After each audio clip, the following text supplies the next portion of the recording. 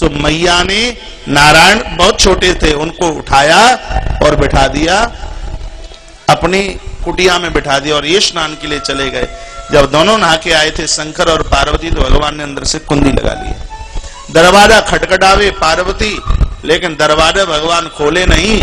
शंकर जी ने कहा हमें तो पहले से ही पता था, अब कहीं दूसरी जगह तैयारी कर लीजिए, जिनको तुम बच्चा समझ रहे हो बालक नहीं, तीनों लोगों का नाथ है नारायण है।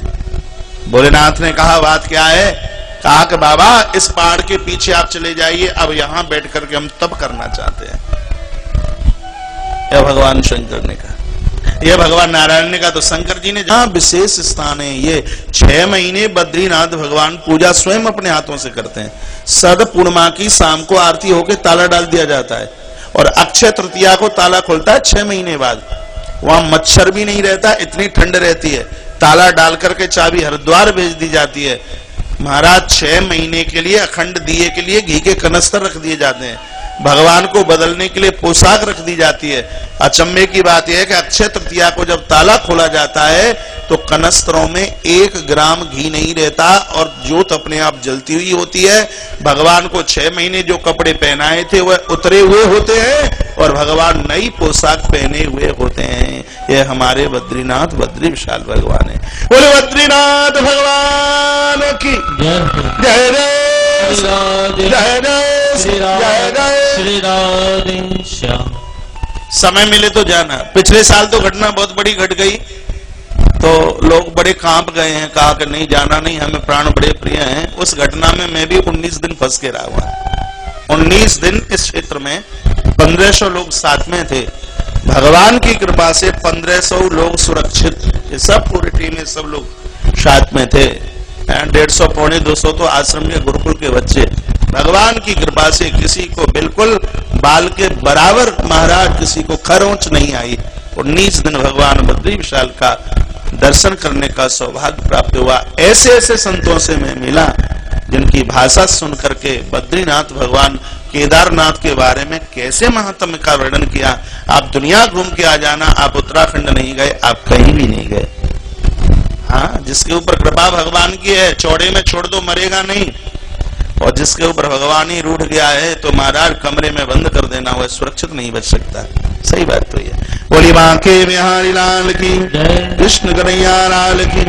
बद्री विशाल क्षेत्र में पहुंचना हुआ है। संत कुमार मिले हैं और उन्होंने कहा अहो नारद धन्योसी विरक्ता नाम शिरोमणि सदा श्री कृष्ण दासा नाम अग्रणी योग भास्कर। स्वर दो, जो बोल रहा हूं उसी हिसाब से स्वर अलग हो रहा है। कहा विरक्तों में आप सबसे आगे है, आपकी जय हो, लेकिन आपका चेहरा कुछ खिन्न सा है। बात क्या है? बाबा नारद ने कहा मैं अपने दुख से दुखी नहीं हूं, मैं दूसरों के दुख से परेशान हूं। और संत वही है जो अपने दुख से दुखित नहीं, जो दूसरों के दुखों से परेशान है। हम में और संतों में इतना ही तो अंदर है, हम अपने दुख से दुखी नहीं, हम दूसरों के सुख से परेशान है। अपना बेटा 36 साल का हो जाए कोई दिक्कत की बात नहीं, लेकिन पड़ोस वाले के हम बैंड नहीं बजना चाहिए, दिक्कत तो ये है। अपनी दुकान न चले कोई दिक्कत की बात नहीं है, लेकिन पड़ोसी की दुकान में ताला डलना चाहिए। लिंग पुराण में कथा आती है, एक भक्त ने भोलेनाथ का भजन किया, शंकर प्रकट हो गए, का वरदान मांगो, लेकिन बेटा ध्यान रखना जो तू मांगेगा उससे पड़ोसी के यहाँ अपने आप डबल हो जाएगा, इसलिए विचार करके मांगना। अब सोचता है ये तो सब गड़बड़ हो गया। कहा बाबा तो हमें यह वरदान दे दीजिए कि हमारी एक आंख फूट जाए, एक आंख फूट जाए। कहा क्यों? कहा मेरी एक फूटेगी तो कम से कम पड़ोसी की दोनों तो फूटेंगे और मुझे इसी में ही आनंद आएगा। हाँ, व्यक्ति की स्थिति हो गई है, दूसरे को दुख दिलाने के लिए वह दोनों आंखें भी फुड़वा, एक आंख भी फुड़वाने को है तैयार है। बंधु, आज आपकी पवित्र व्यासपीठ से मैं यह निवेदन करना चाहूंगा। सुनो, पहले मेरी भाषा सुनिए, मुझे आपके बीच में कथा करने में बहुत आनंद आ रहा है। असली बात तो यह है कि जब तक जीवन में ऐसा राग रहेगा, ऐसा द्वेष रहेगा, लाखों लाखों हम अश्वमेध यज्ञ कर लें, लेकिन भक्ति माता में खुशबू नहीं आ सकती। भक्ति में तो खुशबू तब आएगी जब जीवन में राग न रहे, द्वेष न रहे। राग का मतलब होता है जो मिला है उसके ऊपर संतुष्ट न होना। आज व्यक्ति संतुष्ट है कहां? कहीं मैं बोल रहा था कि आलू 5 रुपया किलो बिकता था, तब वह संतुष्ट नहीं था। आज 18 रुपया किलो बिकता है तो भी कहता है 30 हो जाएगा तब बेचूंगा। सरसों 10 रुपया किलो बिकती थी तब भी संतुष्ट नहीं था, और आज 35 रुपया किलो बिक जाए तो भी वह संतुष्ट नहीं है। असंतुष्ट है, ऐसी कूट कूट करके रागता भरी हुई है। बंधु, जब तक जीवन में यह राग रहेगा तब तक भक्ति में खुशबू नहीं, और द्वेष दोनों दूसरों को देख देख करके हम जल रहे हैं, कोड़ रहे हैं। एक लकड़ी, जलती हुई लकड़ी दूसरे को जलाना चाहती है, लेकिन स्वयं जल करके खाक हो जाती है। सामने वाला भले ही न जले, लेकिन वह स्वयं में खत्म हो जाती है। जो लोग दूसरों को देख देख करके जल रहे हैं, कोड़ रहे हैं, वो स्वयं में खत्म हो जाते हैं, सामने वाले का कुछ भी नहीं बिगड़ता। इसलिए बंधुओं, आज इस अभयपुरा की पवित्र व्यासपीठ से निवेदन करना चाहूंगा, जीवन में इन दोनों दोषों को जीतने की कोशिश कीजिए। एक का नाम है राग और दूसरे का नाम है द्वेष। अनुरागी बनिए, रागी नहीं। अरे दुश्मन के भी कष्ट को देख करके दुखित हो जाइए। बात नहीं आ रही होगी समझ में? इसको साधारण बिल्कुल देसी भाषा में समझने की कोशिश कीजिए। जैसे किसी व्यक्ति ने एक कुआं खोदा, एग्जाम्पल मुझे बहुत प्यारा लगता है। किसी व्यक्ति ने कुआं खोदा, इधर आ जाइए मुकेश जी, आड़ी समझ, इधर आ जाइए। एक कोना इसलिए तो खाली रखा है, इधर आ जाए। बोली बांके बिहारी लाल की, कृष्ण कन्हैया लाल की जय। जय श्री, जय जय श्री, जय जय श्री राधे श्याम।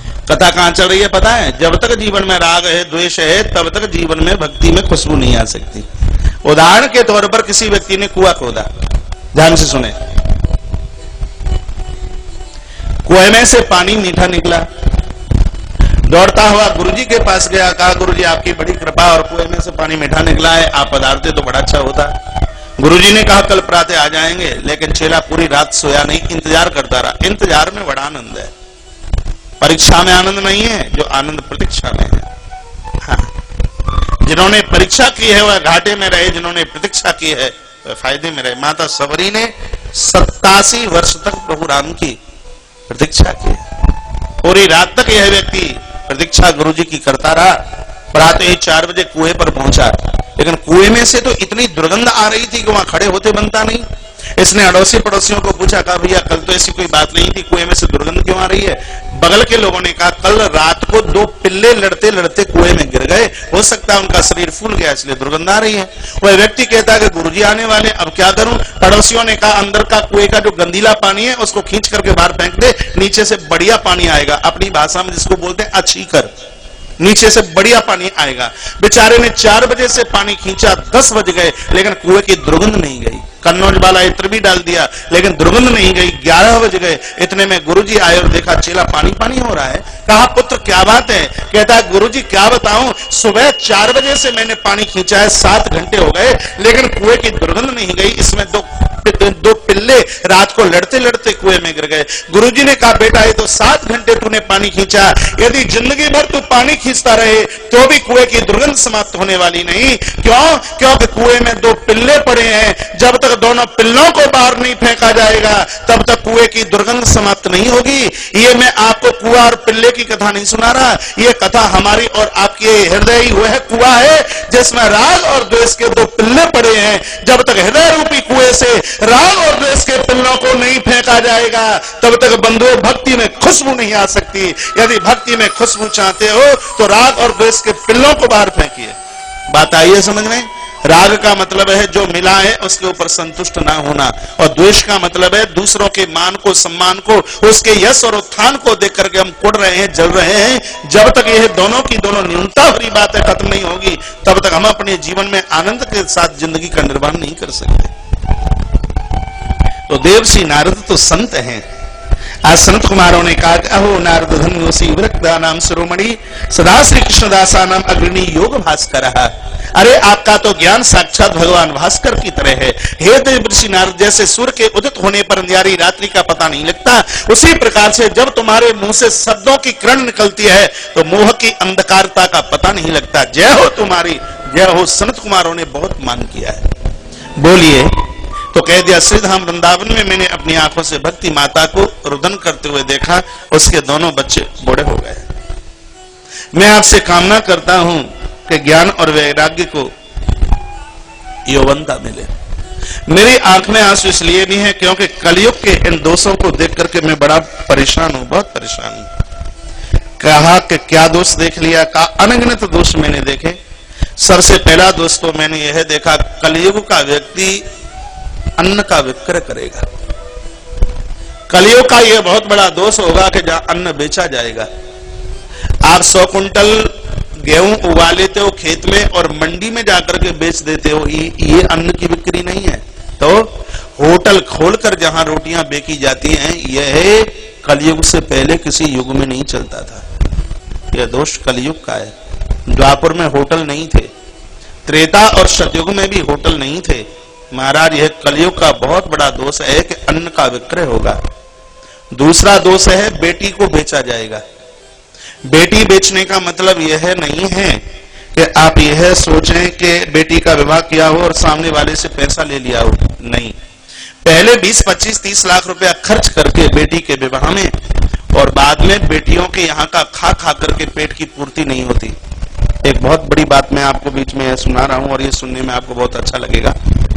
एक बार भीम घूमते हुए हस्तिनापुर से बाहर निकले और इनको एक ऐसा घोड़ा मिला और यह उस घोड़े को पकड़ करके लेके आए और हस्तिनापुर के घुड़शाला में भीम ने उस घोड़े को बांध दिया। रात निकली, प्रातः हुआ, युधिष्ठिर रोज की तरह आज घुड़शाला में गए। सो देखा एक नवीन घोड़ा था। पूछा सेवा करने वालों को, ये घोड़ा तो हमारा है नहीं, ये घोड़ा आया तो आया कहां से? कहा भैया भीम लेके आए हैं। भीम को बुलाया गया, भीम ने कहा ये घोड़ा मैं लेके आया हूं। युधिष्ठिर ने कहा नहीं, अन्याय है, ये बहुत बड़ा अपराध है, जिसका घोड़ा है उसको देके आइए। कहा पता नहीं घोड़ा किसका है। कहा मेरी सभा में बांध दो इस घोड़े को, जिसका घोड़ा होगा वह अपने घोड़े को ले जाएगा। बहुत बढ़िया कथा मैं इस समय निवेदन कर रहा हूं, आप पहली बार सुनोगे। उस घोड़े को महाराज युधिष्ठिर के दरबार में बांध दिया गया। बहुत बड़ा दरबार लगा, गद्दी पर युधिष्ठिर बैठे हुए हैं, बहुत भारी भीड़ थी, घोड़ा सामने बना हुआ है। 4 छत्री बगल से निकले और उन ठाकुरों ने अपने आप में यह चर्चा की कि लगता है कि महाराज इस घोड़े को बेचना चाहते हैं।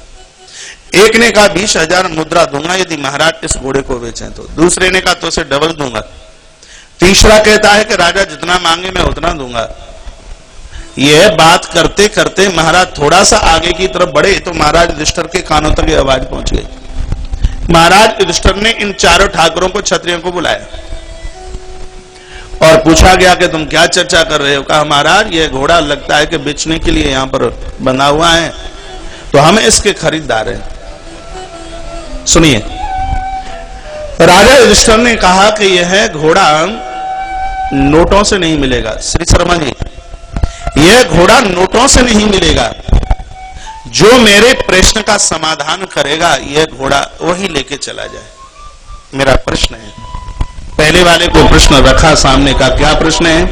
कहा एक सुई के पीछे के हिस्से में जहां धागा डाला जाता है वहां हाथी पूरा का पूरा निकल गया, लेकिन पीछे उसकी पूंछ अड़ गई। इसका जवाब दीजिए। हाथी तो पूरा निकल गया लेकिन उसकी पूंछ अड़ गई उसमें। इसका जवाब दीजिए। जवाब आया नहीं। कहा तुम इस घोड़े को नहीं खरीद सकते। दूसरे वाले का नंबर आया। दूसरे के लिए एक नया प्रश्न किया गया। यह प्रश्न किया गया कि एक कुआं है बीच में और 4 कुएं उसके अगल बगल में है। कुएं में बाढ़ आती है तो वह 4 कुओं को भर देता है, लेकिन जब 4 कुओं में बाढ़ आती है तो वह 4 कुएं मिलकर एक कुएं को नहीं भर पाते। क्या कारण है? यह हमारे दूसरा प्रश्न है। समाधान कीजिए। समाधान हुआ नहीं। तीसरे का नंबर आया।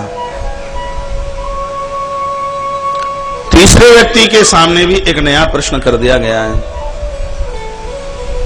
उसके लिए प्रश्न यह है कि मुझे बड़ा अचंभा लगता है कि हमने तो अभी तक यही सुना था कि गैया बछिया को दूध पिलाती है, लेकिन आश्चर्य यह लगता है कि गैया बछिया का दूध पीती पीती अफरी नहीं, यानी उसका पेट नहीं भरा, चौंकती रही बछिया को, लेकिन उसका पेट नहीं भरा। इस प्रश्न का समाधान कीजिए। ये साधारण प्रश्न नहीं थे महाराज। समाधान हुआ नहीं। नंबर आया चौथे का। चौथा सामने आया, कहा मेरे लिए प्रश्न कीजिए। कहा तुम्हारे लिए प्रश्न यह है, नया नहीं है, तुम्हारे लिए यही है कि जो मैंने 3 प्रश्न किए हैं इन तीनों प्रश्नों का समाधान कीजिए, यह घोड़ा ले जाइए। वह व्यक्ति कहता मैंने तो तैयारी की थी कि नया प्रश्न करोगे। लेकिन नया तुम्हारे लिए नहीं, तुम्हारे लिए यही 3 प्रश्न है, तीनों का समाधान करोगे, घोड़ा ले जाइए। उसने कहा हाँ मेरे दिमाग में समाधान चल रहा है, लेकिन मैंने ठीक से वो प्रश्न सुने नहीं, दोबारा बताइए। कहा निकल गया हाथी सुई की नाल में, लेकिन पूंछ अड़ गई। तो कह दिया आने वाले कलयुग में समय ऐसा होगा कि महाराज झूठ बोलने वाले लोग तो निकल जाएंगे, लेकिन सत्यवादी अड़े रह जाएंगे। यह कली का प्रमुख दोष होगा। असत्य बोलने वाले हर जगह जीतेंगे, लेकिन जो सत्य का अनुसरण करेंगे वह अटकाए रह जाएंगे। राजा ने ताली बजाई, का बिल्कुल यही है। दूसरा प्रश्न है कि एक कुआं 4 को भरता है, लेकिन 4 एक को नहीं भरता। कहा यह कलयुग का प्रमुख दोष होगा। एक बाप 4 संतान का पेट भर देगा, लेकिन 4 मिलकर के एक माता पिता का पेट नहीं भर पाएंगे। यह कलयुग का यह प्रमुख दोष होगा। आप समझ रहे हैं? और तीसरा प्रश्न तुम्हारा है कि जहां त्रेता द्वापर में बेटी के यहाँ का पानी भी नहीं पिया जाता, कलयुग में माता पिता बेटी के यहाँ का खाते खाते अफरेंगे नहीं। पेट इतना लंबा चौड़ा होगा, हाँ 20-25 लाख रुपए बेटी के विवाह में तो खर्च कर देंगे, लेकिन बाद में उसका खाते रहे। मुझे रामायण की वह घटना याद है, माता जानकी के विवाह में जिन घोड़े और हाथियों को दिया गया और वह अयोध्या पहुंचे, महाराज दशरथ के यहाँ उनको चारा डाला गया, पानी रखा गया, लेकिन हाथी घोड़े अन्न खाने को तैयार नहीं है। सूचना महाराज जनक के पास में भेजी गई है, ये मर जाएंगे सब हाथी घोड़े, ये तो पानी भी नहीं पीते। महाराज जनक रो पड़े, मेरे यहाँ का पशु भी कितना होशियार है, ये सोचते हैं कि जानकी हमारी बेटी है और बेटी के यहाँ का तो कुछ खाया पिया नहीं जाता। ग्रंथ में लिखा है जब तक हाथी घोड़े अयोध्या में जिंदे रहे तब तक की व्यवस्था महाराज जनक ने कराई है। बंधुओं, जहां जिस देश का पशु भी इतना होशियार, लेकिन कलयुग में उस मनुष्य की स्थिति देखिए। बेटी के यहाँ का खाते, मैंने बहुतों को पूछा बेटी के यहाँ का क्यों खाते हो? कहा बाद में 50 रुपया हम बेटी को दे देते हैं। मैंने कहा बेटी के घर को होटल समझ रखा है? हाँ, बिटिया का घर होटल, और एक धिक्कार जीवन के लिए। बेटी का घर होटल, बेटी के घर की तुलना एक होटल से नहीं, कभी भी नहीं। बेटी अत्य पूज्य है, उसका खाना तो मैंने ग्रंथ में पढ़ा है कि बपन होता हुआ जीभ से उसको चाटने के बराबर। बड़े बड़े शहरों में आज बेटियां जॉब करती हैं और वह निकम्मा पिता जो किसी काम का नहीं है और बेटी की दौलत को खाने में वह सख्त चाहता नहीं है। मैंने लिस्ट बना रखी है ऐसे लोगों की। इसी बात को आज यहां कह रहे हैं देवर्षि नारद कि काल का यह इतना बड़ा दोष है। या झूठ बोलने वाले लोग, असत्य भाषण करने वाले लोग पूजे जाएंगे कलयुग। मैं बहुत विचलित हूं, मैं बहुत परेशान हूं, मुझे शांति दीजिए। संत कुमारों ने कहा कि कलकाल के दोषों को समाप्त करने के लिए एक ही उपाय है। क्या है? ज्ञान यज्ञ का संकल्प करो। भागवत की कथा है, ज्ञान यज्ञम करिष्यामि सुख शास्त्र कथोज्वलम भक्ति ज्ञान विरागाणाम स्थापनार्थम प्रयत्नता। हाथ में संकल्प लिया नारद ने कि मैं ज्ञान यज्ञ करूंगा। और यह ज्ञान सत्र कहां किया जा रहा है? हरिद्वार में, जिस जगह जिस स्थान को सप्त सरोवर के नाम से जाना जाता है। पहले इस जगह का नाम था आनंद घाट, आनंद वन, जहां भारत माता का मंदिर और शांति कुंज ये आश्रम बने हुए हैं। ये वही स्थान है जहां संत कुमारों ने देवर्षि नारद को कथा सुनाई है। संत कुमारों की वाणी खुलिए का सदाशिव्या श्रीमद्भागवती कथा यश्रवण मात्रेण हरिचिंतम समाश्रयित। हे महापुरुषों, सुनिए इस कथा को, जरूर सुनिए, जरूर सुनिए। 2 बार लिखा है, जरूर सुनिए, जरूर सुनिए। नारद ने पूछा कोई आयोजन करावे और नौता न दे तो? कहा कथा का प्रभाव तो तब ही ज्यादा है जब यह कथा बिना नौते के सुनी जाए। डोंगरे जी महाराज तो यहां तक कहते थे कि कोई कथा करावे और हम कथा सुनने को जावे और वह लाठी उठा के हमारी पीठ पर मार दे कि मेरी तुम्हारी दुश्मनी, तुम कैसे आ गए। इतने बड़े अपमान पर भी यदि भगवान की कथा सुनने को मिल जाती है तो वह अपने आप में सस्ती है। परमात्मा का प्रसाद और भगवान की कथा लात घूंसे खाते खाते भी मिल जाए, सुनने को तो घाटा नहीं, फायदा है। हाँ जी, दुश्मन के दरवाजे पर भी यदि कथा होती है तो कथा सुनने के लिए जाना चाहिए, नौते की इच्छा जाहिर ना करे। एक एक बात बोलूंगा। अश्वमेध सहस्राणी वाजपेयी शतानि च सुख शास्त्र कथायाश कलाम नारहंत षोडशी। जिस व्यक्ति ने भागवत की कथा कराई है 100 अश्वमेध और 1000 वाजपेयी यज्ञ से बढ़कर उसका पुण्य है। ये श्लोक बोल रहा हूं, स्पष्ट लिखा है, अश्वमेध सहस्राणी वाजपेयी शतानि च। 100 वाजपेयी और 1000 अश्वमेध यज्ञ से बढ़कर पुण्य है श्रीमद् भागवत का। ना गंगा न गया काशी पुष्करम न प्रयागकम शोक शास्त्र कथायाश भले न समदाम नहीं। जो कभी काशी नहीं गया, पुष्कर नहीं गया, यह श्लोक मैंने कल भी बोला था, इसकी व्याख्या करी थी, श्लोक नहीं बोला है। गंगा नहीं गया, काशी पुष्कर नहीं गया, प्रयाग नहीं गया, अचानक भागवत परिसर में आकर के बैठ गया है महाराज, उससे ज्यादा उसको पुण्य की प्राप्ति हो जाती है। श्लोकार्धम श्लोक पादम नित्यम भागवतम बड़ी। महाराज एक श्लोक आधा, उसका 1/4 एक शब्द भी यदि कान से सुन लिया है, जीव मात्र का उद्धार हो जाता है, आत्म कल्याण हो जाता है। दुर्लभ यथालोके श्रीमद् भागवत भगवान कोटि जन्म समोत्थेन पुण्य नैव लभ्यते। इस मृत्यु लोक में यदि कुछ दुर्लभ है तो भगवान की कथा अतिशय दुर्लभ है, भागवत की कथा दुर्लभ है। जैसे वृक्ष की जड़ों में पानी देने से हर फूल पत्ती को खुराक मिल जाती है, उसी प्रकार से भागवत की कथा सुन लेने से महाराज हर देवी देवता अपने आप में संतुष्ट हो जाता है। ऐसा प्रभाव यह श्रीमद् भागवत का है। देवर्षि नारद ने यह पूछा, गुरुजी आप यह बताइए कि कौन कौन से पाप जलते हैं भागवत की कथा सुनने से। संत कुमारों ने कहा कि तुम्हें तो प्रश्न करना भी नहीं आया, तुम्हें यह पूछना चाहिए था कि दुनिया का ऐसा कौन सा पाप है जो भागवत की कथा सुनने से न समाप्त होता हो। लेकिन इसका मतलब यह नहीं है कि पहले खूब पाप कर लें और बाद में कथा भागवत की कराए लेंगे सो हम तो तर ही जाएंगे। जाको मतलब जीना है, अनजाने में अपराध हुआ है, उसके लिए श्रीमद् भागवत से बढ़कर के प्रायश्चित और कुछ महाराज दूसरी जगह नजर नहीं आता है। लिखा है कि ये मानवा पाप कृतस्तु सर्वदा सदा दुराचार रता विमार्गगा क्रोधाग्नि दग्धा कुटिलाश कामिना सप्ताह यज्ञ कलौ पुनन्ति ते। ये मानवा पाप कृतस्तु सर्वदा, दुनिया का हर पाप किसी व्यक्ति ने किया हो, अचानक श्रीमद् भागवत की कथा में आकर के बैठ गया है। कायेन वाचा मनसा पिपातकम नित्यम प्रकुर्वन्ति सदा हटे नहीं परिश्व पुष्टा मलिना दुराशया सप्ताह यज्ञ कलौ पुनन्ति ते। मैं हाथ में कागज पकड़ करके श्लोक बोल रहा हूं, आपको कोई दिक्कत तो नहीं हो रही है?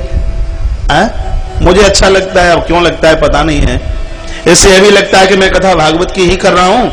वैसे तो हजारों भगवान की कृपा से श्लोक याद हैं, कंठस्थ हैं, हाँ जी, लेकिन हाथ में जब ये कागज पकड़ करके मैं श्लोक बोलता हूं, आंख से श्लोक को देखता हूं, तो मुझे भी लगता है यदि आंखों में भरा हुआ विकार और ये आंखें एक बार भागवत की पोथी के ऊपर दृष्टि डाल दें तो हो सकता है कि मेरी भी आंखों का विकार समाप्त हो जाए और मेरी दृष्टि धन धन हो जाए, कृत हो जाए। इसलिए हाथ में पृष्ठ लेकर के मुझे कथा में बहुत आनंद आता है, अच्छा लगता है। बोलिए बांके बिहारी लाल की जय, कृष्ण कन्हैया लाल की जय, जय जय श्री राम, जय जय श्री राम, जय जय श्री राम।